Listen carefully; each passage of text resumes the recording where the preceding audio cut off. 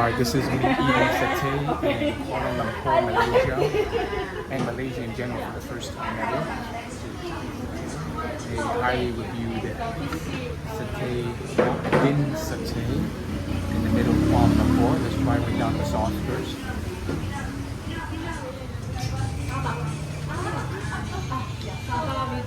Lots of flavor, just off the first bite. Sweet, a bit crunchy from the ground.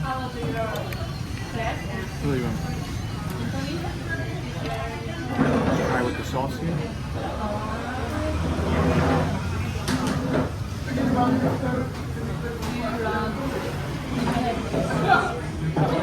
The sauce is very rich. Tangy. Bit of flavor, not too much. It doesn't overpower. It's almost like a cream. It's like a creamy sauce. A bit sweet. Almost like a beef sauce without it having beef in it. The veggies here are nice. It's like cucumber and onion. And like these are almost like rice blocks.